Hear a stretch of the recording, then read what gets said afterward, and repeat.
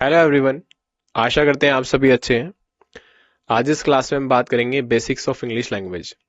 चलिए शुरू करते हैं। इंडेक्स पढ़ लेते हैं। In this session we will discuss introduction,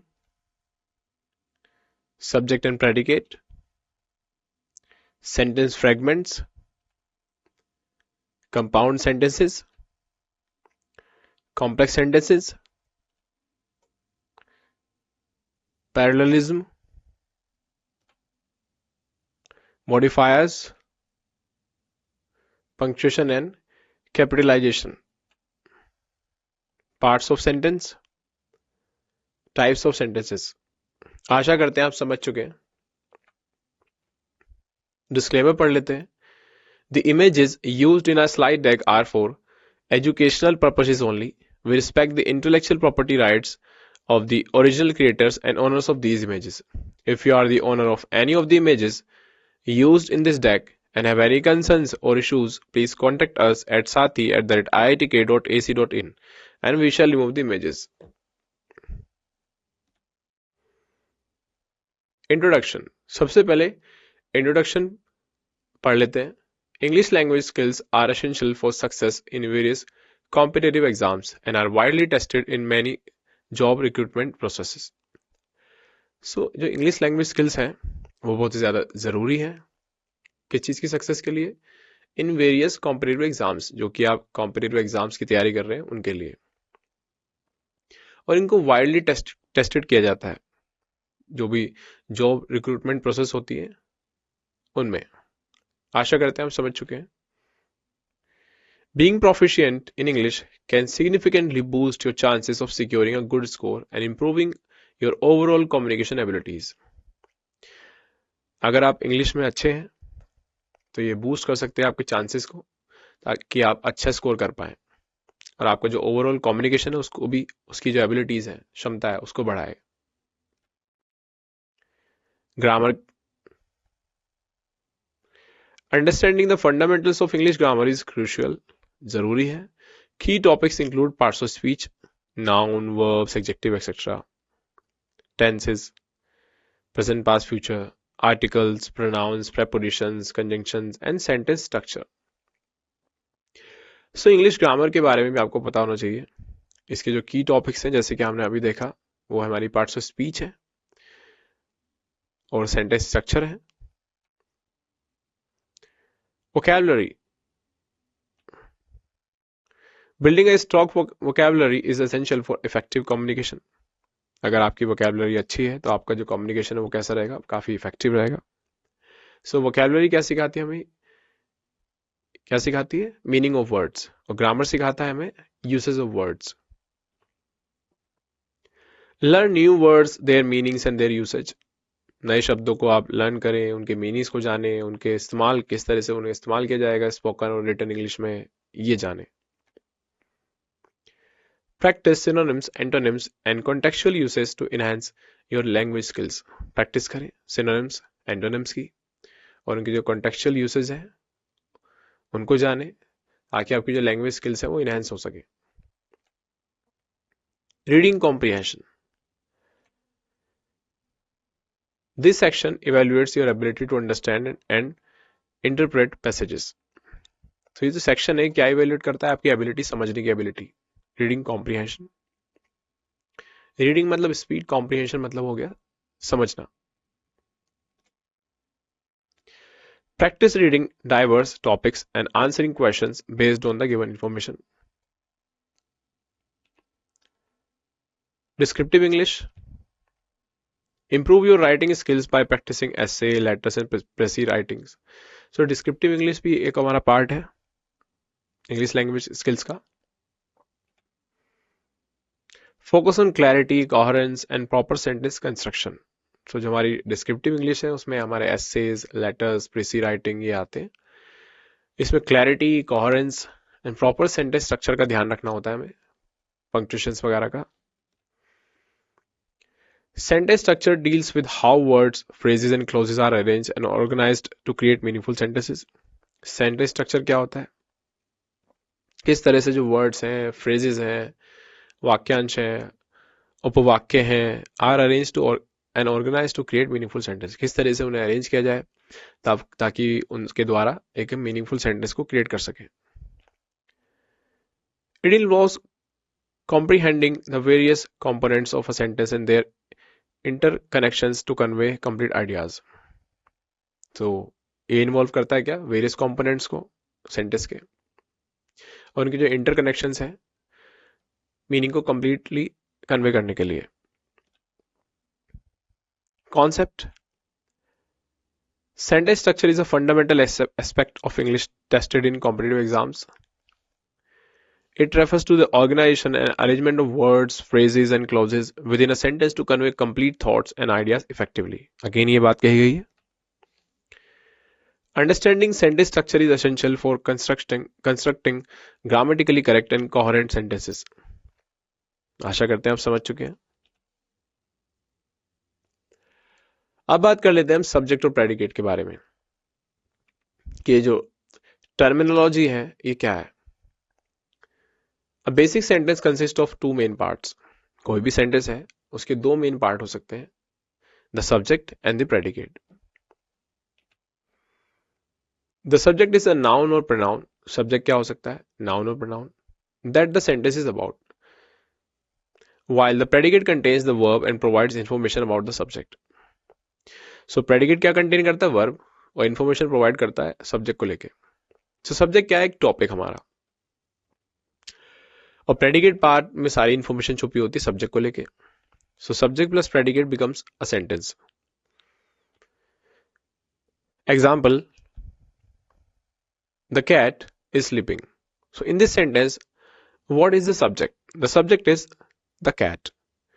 Is sleeping is a predicate because it involves a verb, is sleeping. So is sleeping is the information about the subject, which is cat. आशा करते हैं आप समझ चुके हैं. Sentence fragments. A sentence fragment is an incomplete sentence that lacks a subject, a verb or a complete thought. Fragment क्या होते हैं, टुकड़े. So incomplete sentence होता है एक तरीके से, सब्जेक्ट की कमी होती है, वर्ब की कमी होती है, कंप्लीट थॉट नहीं होता एक तरीके से. हम क्या कहना चाहते हैं, These should be avoided in formal writing. Formal writings में हमें इन्हें अवॉइड करना चाहिए. एग्जाम्पल्स हैं, इनकम्प्लीट सेंटेंस फ्रेगमेंट है walking in the park on a sunny day. So इससे क्लियर ही नहीं हो रहा कि हम क्या रेफर करना चाहते हैं, कौन वॉक कर रहा था, है ना, इस तरीके से ये क्लियर ही नहीं हो रहा है यहाँ पे. हाँ, अगर मैं सेंटेंस को इस तरह से बोलूं, walking in the park on a sunny day, I saw a dog, ये सेंटेंस कंप्लीट हो जाएगा. लेकिन ये जो फ्रेगमेंट है, टुकड़ा है उस सेंटेंस का, ये कंप्लीटली अपने मीनिंग को कन्वे नहीं कर पा रहा. सो इसलिए हम बोलेंगे इसे फ्रेगमेंट. इनकम्प्लीट सेंटेंस है ये एक तरीके से. आशा करते हैं आप समझ चुके हैं. Compound sentences. कंपाउंड सेंटेंसेस क्या होते हैं, a compound sentence consist of two और more independent clauses. Complete sentences joined by a coordinated conjunction and, but, or, nor, for, so, yet और a semicolon. So compound sentences क्या होते हैं, compound sentences form होते हैं किसकी मदद से, कोऑर्डिनेटिंग कंजंक्शंस की मदद से. कंपाउंड सेंटेंस में आपको दिखेगी एक तो मेन क्लोज, जिसे हम कह रहे हैं इंडिपेंडेंट क्लोज. दोनों ही क्लोज वैसे इंडिपेंडेंट होती है एक तरीके से मीनिंग के बेसिस पे. दूसरा जो क्लोज होता है हमारा, वो इंट्रोड्यूस किया जाता है कोऑर्डिनेटिंग कंजंक्शन के द्वारा. कोऑर्डिनेटिंग कंजंक्शंस को आप याद रख सकते हैं, फैन बॉयज एक निमोनिक है उसकी मदद से. FANBOYS, F for, A and, N nor, B but, O और, वाई येट और एस सो. इस तरह से आप याद रख सकते हैं. So with the help of coordinating conjunction we form coordinate clauses and a main clause comes before coordinating conjunction, coordinating clauses. So main clause plus coordinate clause becomes a compound sentence. And always remember, a semicolon is used before coordinating conjunctions, but you can also use comma.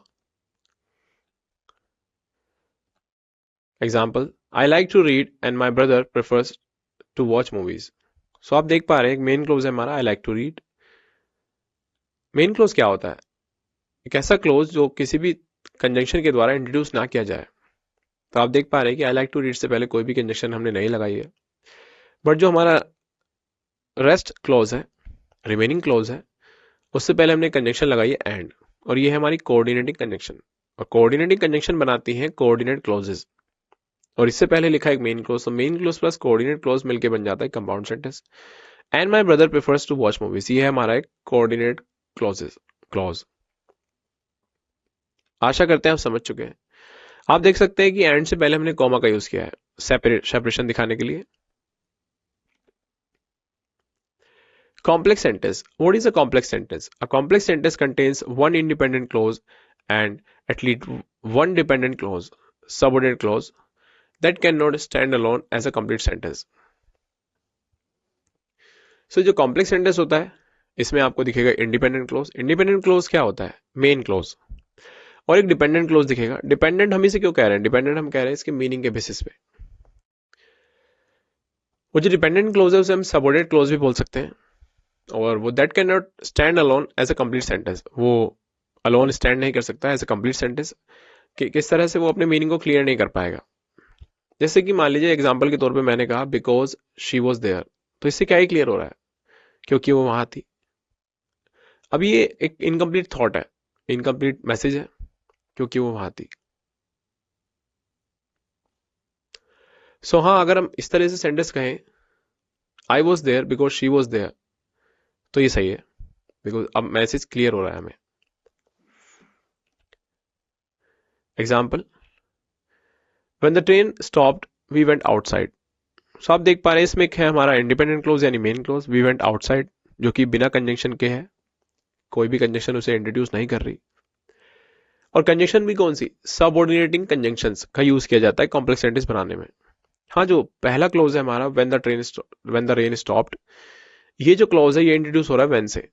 सो जो हमारी coordinating conjunctions होती है fan boys, उनसे अलग जितने भी conjunctions होती है जैसे कि बिकॉज, इफ, ऑल्दो, दो, एज इफ, इस तरह से until, unless, provided that, इस तरह से जो कंजंक्शंस होती है हमारी आफ्टर, बिफोर, व्हेन, ये हमारी सबऑर्डिनेटिंग कंजंक्शंस होती है और इनकी मदद से ही हम बनाते हैं सबऑर्डिनेट क्लॉजेस। और सबऑर्डिनेट क्लॉज हमेशा आते हैं इंडिपेंडेंट क्लॉज के साथ यानी मेन क्लॉज के साथ। और subordinate clause plus independent clause becomes a complex sentence. So हम आप देख पा रहे हैं पहला जो क्लॉज है हमारा वो है हमारा एक कॉम्प्लेक्स, वो है हमारा एक सबऑर्डिनेट क्लॉज, सॉरी। एंड जो हमारा रेस्ट क्लॉज है वो है हमारा इंडिपेंडेंट क्लॉज। सो मिलके ही बन गया कॉम्प्लेक्स सेंटेंस। आप किसी सबऑर्डिनेट क्लॉज को at the beginning of the sentence भी रख सकते हैं और आफ्टर द मेन क्लॉज भी रख सकते हैं, यानी हम कह सकते हैं बिफोर द मेन क्लॉज और after the main clause. But coordinating जो कंजंक्शंस होती हैं वो हमेशा मेन क्लॉज के बाद रखी जाती है, यानी आप कह सकते हैं कि जो हमारे कोऑर्डिनेट क्लॉजेस होते हैं वो मेन क्लॉज के बाद ही आते हैं, उनको फॉलो करते हैं। आशा करते हैं आप समझ चुके हैं। Parallelism, parallelism is the use of similar grammatical structure within a sentence और बिटवीन सेंटेंसेस। सो पैरेललिज्म क्या होता है? पैरेललिज्म का मतलब हो गया सेम ग्रामेटिकल स्ट्रक्चर्स को कनेक्ट करना, जैसे कि noun to noun, adjective to adjective, phrase to phrase, clause to clause, इस तरह से। पैरेललिज्म जो हम यूज करते हैं वो मेनली आप देखेंगे with the help of conjunctions, जिसमें कि आपको दिखेंगी कोऑर्डिनेटिंग कंजंक्शंस, फैन बॉयज, या फिर आपको दिखेंगी correlative conjunction, not only but also, both and, either और, नाइदर नॉर, इस तरह से। It creates balance and rhythm in writing, ये बैलेंस और रिदम रखता है राइटिंग में। Example, the chef not only cooked but also serve the meal. तो आप देख पा रहे हैं हमने कोरिलेटिव कंजंक्शन का यूज किया है, नॉट ओनली बट ऑल्सो। अब देख पा रहे हैं कि नॉट ओनली के बाद हमने यूज किया एक वर्ब कुक्ड, बट ऑल्सो के बाद भी हमने एक वर्ब यूज कर ली सर्व्ड। सो ये पैरेलल स्ट्रक्चर हो गया। हाँ, अगर हम इस तरह से बोलते सेंटेंस को, the chef cooked not only but also serve the meal, तो ये गलत हो जाता इस तरह से। या फिर इस तरह से बोलते हैं हम इसे, the chef not only cooked but also, को यूज हम करते सर्व के बाद, सर्व बट ऑल्सो द मील, तो तब भी गलत हो जाता। फिलहाल यहाँ पे पैरेलल स्ट्रक्चर है हमारा, क्योंकि नॉट ओनली के बाद भी हमने एक वर्ब यूज करी है और बट ऑल्सो के बाद भी हमने एक वर्ब यूज करी है। इस तरह से आपको बातें ध्यान रखनी है। आशा करते हैं आप समझ चुके हैं। मॉडिफायर्स, मॉडिफायर्स क्या होते हैं? मॉडिफायर्स आर वर्ड्स और phrases that provide additional information about the words, other words in the sentence. So modifiers हो सकते हैं हमारे एडजेक्टिव, एडवर्ब्स, नाउन मॉडिफायर्स, इस तरीके से, जो कि एडिशनल इंफॉर्मेशन देते हैं। मिसप्लेस और dangling modifiers can lead to confusion and ambiguity. कुछ हमारे मिसप्लेस और डैंगलिंग मॉडिफायर्स की कैटेगरी है एक, वो हमें कंफ्यूजन और एम्बिग्यूटी की ओर ले जा सकते हैं। कैसे? Example, misplaced modifier, he only ate the cake with chocolate frosting। तो ये एक misplaced modifier है। कैसे? करेक्टेड है, he ate only the cake with chocolate frosting। सो यहाँ पे जो आप देख पा रहे हैं एक वर्ड है यहाँ पे only, only उसी वर्ड से पहले यूज होता है जिसको एम्फोसाइज करना हो। तो हमें कहना था यहाँ पे केवल केक, ना कि ये कहना था केवल खाया उसने। तो अगर हमें ये कहना था कि केवल केक, तो हम ओनली का यूज द केक से पहले करेंगे, ना कि एट से पहले। सो करेक्ट क्या हो गया? He ate only the cake with chocolate frosting. आशा करते हैं आप समझ चुके हैं। Punctuation and capitalisation, proper use of punctuation marks like commas, periods, colons, etcetera, and capitalisation is crucial for clarity in proper sentence structure. So आप ध्यान रखिए जब भी आप राइटिंग कर रहे हैं, कोमास, पीरियड्स, कोलन्स किस तरीके से यूज करना है, इनको, इनका ध्यान रखना है आपको। किस वर्ड को कैपिटल रखना है, किस वर्ड को कैपिटल नहीं रखना है, इनका भी ध्यान रखना है आपको। ये भी हमारी लैंग्वेज की स्किल्स है। पार्ट्स ऑफ सेंटेंस, सेंटेंस के पार्ट्स की बात कर लेते हैं। Subject, the subject is the main noun और pronoun in a sentence that performs the action और is being described. It is what the sentence is about. So sentence किसके बारे में? ये कौन होता है? सब्जेक्ट होता है हमारा। सब्जेक्ट को आप कहते हैं डूअर भी कह सकते हैं, जो परफॉर्म कर रहा है एक्शन को। और जरूरी नहीं है कि सब्जेक्ट हर बार डूअर हो, कई बार सब्जेक्ट सब्जेक्ट ही होता है। सब्जेक्ट तो हमेशा रहेगा, लेकिन डूअर होना डिपेंड करता है यूज ऑफ वर्ब, कि आपने वर्ब कौन सी यूज की है सेंटेंस में, यानी प्रेडिकेट में जो वर्ब है वो किस तरह की वर्ब है। Example, she is studying for the exam. तो आप देख पा रहे हैं यहाँ पे जो बोल्ड पार्ट है शी, वो हमारा सब्जेक्ट है, बाकी बचा हुआ पार्ट प्रेडिकेट हो गया। Two verb, the verb is the action word in a sentence that shows what the subject is doing or the state it is in। So verb क्या करती है? verb हमारी actions को represent करती है, state को भी represent करती है। अब आपको एक बात ध्यान रखनी है, जब भी कभी हम एक्शन वर्ब्स का यूज करते हैं तब हमारा जो सब्जेक्ट है वो बन जाता है डूअर, वही परफॉर्म कर रहा होता है एक्शन को। और अगर हमारी जो वर्ब है वो स्टेट को रेफर कर रही है तो हमारा जो सब्जेक्ट है वो सब्जेक्ट ही रहता है, वो कोई डूअर नहीं होता, क्योंकि वहां पे कोई परफॉर्म नहीं किया जा रहा कुछ भी, वहां पे स्टेट रेफर की जा रही है। Example, she is studying for the exam. So again इसमें जो वर्ब है वो कौन है? Is studying. तो शी यहाँ पे डूअर हो गया। लेकिन अगर हम ऐसे कहते शी इज इन स्कूल, तो ये उसकी स्टेट है, तो यहाँ पे वो कुछ परफॉर्म नहीं कर रही, शी इज इन स्कूल, वो स्कूल में है। ऑब्जेक्ट, ऑब्जेक्ट भी एक हमारी एलिमेंट है, grammatical element. The object is the noun और pronoun that receives the action of the verb. It answer the question what और whom after the verb. So object क्या होता है? ऑब्जेक्ट हमारा कोई नाउन हो सकता है, प्रोनाउन हो सकता है। एक बात आपको ध्यान रखनी है कि हमारे जो सब्जेक्ट है, ऑब्जेक्ट है, वो नाउन और प्रोनाउन होते हैं। तो ध्यान रखिएगा कभी भी कोई सब्जेक्ट है या फिर कोई ऑब्जेक्ट है तो वो या तो नाउन होगा या प्रोनाउन होगा।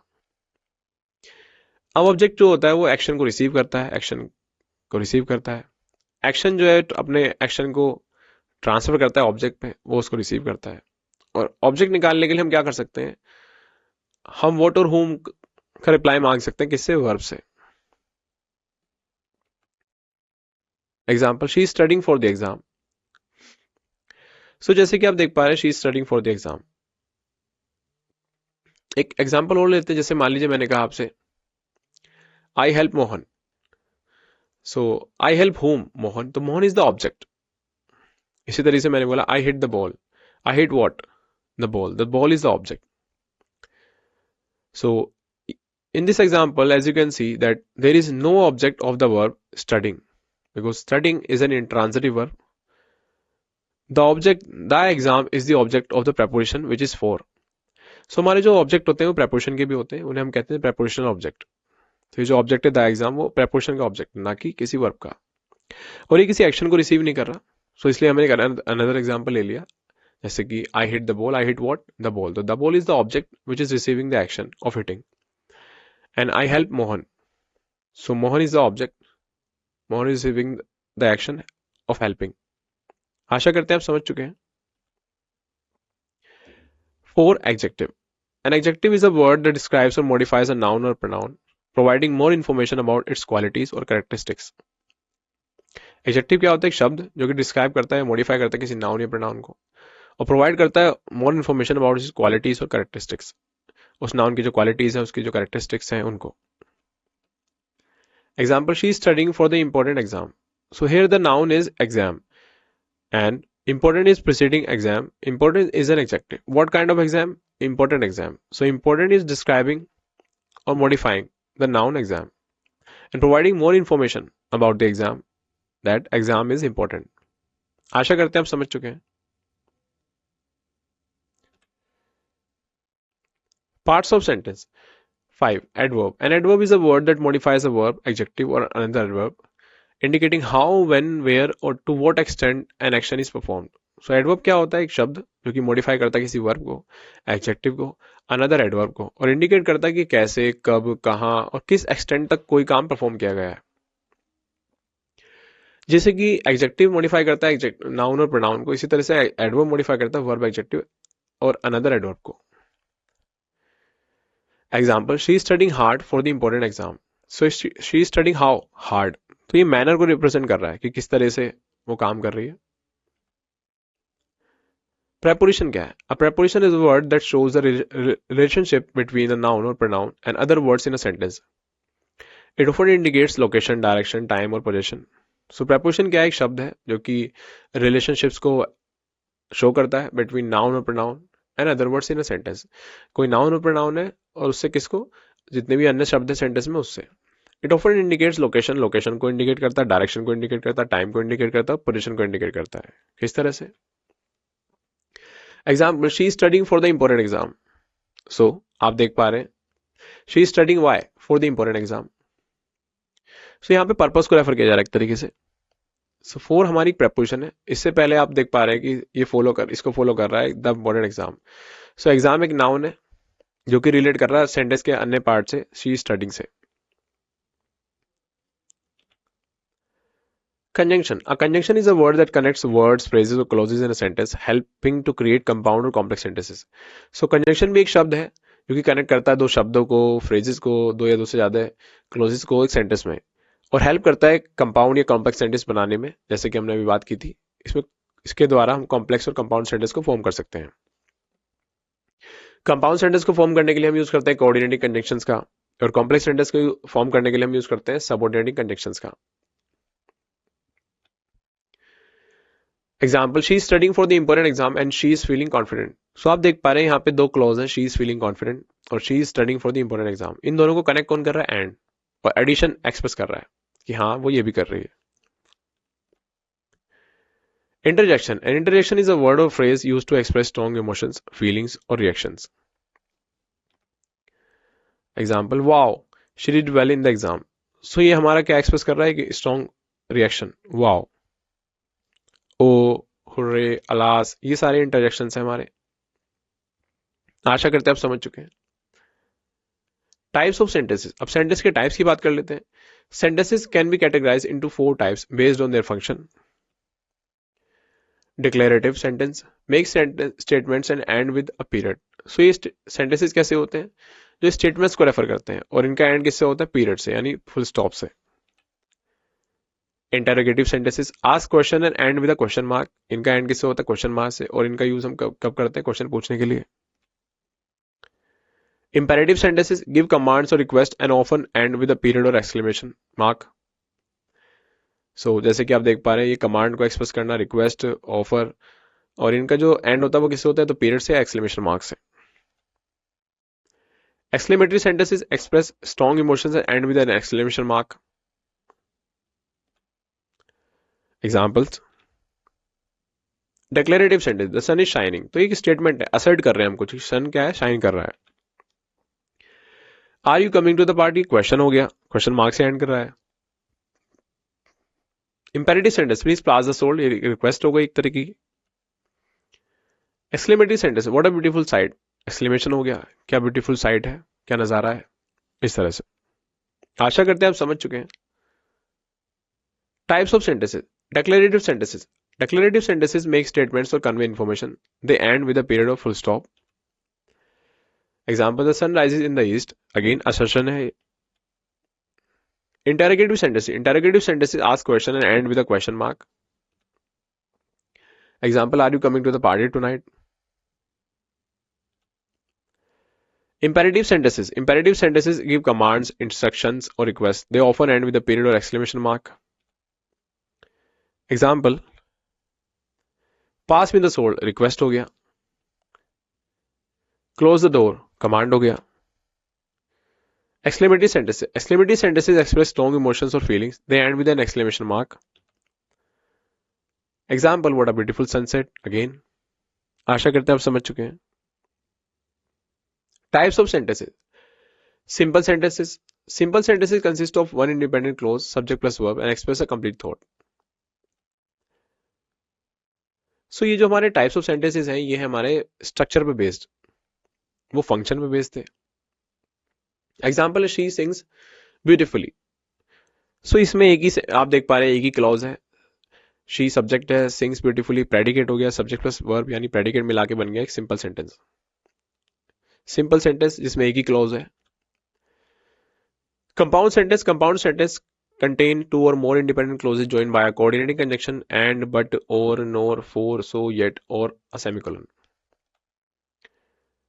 I like to read and my sister enjoys painting. So आप देख पा रहे हैं दो यहाँ पे आपके independent clauses हैं. I like to read और है my sister enjoys painting. इन दोनों को कौन कनेक्ट कर रहा है? And. So and से जो इंट्रोड्यूस किया जा रहा है वो क्लोज हो गया कोऑर्डिनेट क्लोज, और जो बचा हुआ क्लोज है आई लाइक टू रीड वो हो गया मेन क्लोज. तो main clause plus coordinate close मिला के बन गया compound sentence. 7. Complex sentences. Complex sentences have one independent clause and at least one dependent clause, subordinate clause, that cannot stand alone as a complete sentence. So again, एक dependent clause होगा, independent clause होगा. Independent का मतलब हो गया main close, dependent का मतलब हो गया सबऑर्डिनेट क्लोज. और सबऑर्डिनेटिंग कंजंक्शंस के द्वारा इनको इंट्रोड्यूस किया जाता है, जैसे कि because, since, until, unless, if, although, इस तरह से. After, before, when. Example, after I finish my work I went for a walk. So आप देख पा रहे हैं कि I went for a walk एक मेन क्लोज हो गया जो कि किसी भी कंजंक्शन के द्वारा इंट्रोड्यूस नहीं किया जा रहा. फिर एक क्लोज हो गया हमारा आई फिनिश माई वर्क जो कि आफ्टर कंजंक्शन के द्वारा इंट्रोड्यूस किया जा रहा है. तो यही क्लोज हमारा है डिपेंडेंट क्लोज, जिसे हम कह सकते हैं सबऑर्डिनेट क्लोज. तो after I finish my work हो गया सबऑर्डिनेट क्लोज और आई वेंट फॉर अ वॉक हो गया मेन क्लोज यानी independent clause. So main clause plus dependent clause becomes a complex sentence. Compound complex sentences. Compound complex sentences combine elements of compound and complex sentences with at least two independent clauses and one or more dependent clauses. So compound complex sentences क्या होते हैं, जिसमें आपको एक main close दिख सकता है, एक आपको कोऑर्डिनेट क्लोज प्लस एक सबऑर्डिनेट क्लोज दिखेगा. इस तरह से मिक्स हो गया, एक तरीके से मिक्स भी बोल सकते हैं आप इसे.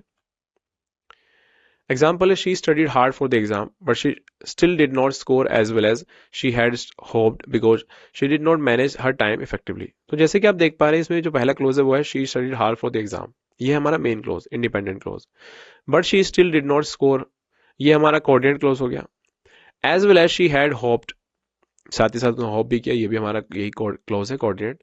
Because she did not manage her time effectively, ये हमारा सबऑर्डिनेट क्लोज है. तो एक इसमें हो गया subordinate clause because she did not manage her time effectively. एक हो गया हमारा इसमें coordinate clause but she still did not score as well as she had hoped. एक हो गया हमारा मेन क्लोज. तो ये बन गया कॉम्प्लेक्स कंपाउंड सेंटेंसेस या फिर आप बोल सकते हैं कंपाउंड कॉम्प्लेक्स सेंटेंसेस. आशा करते हैं आप समझ चुके हैं. आई होप आपने इस सेशन से काफी कुछ सीखा.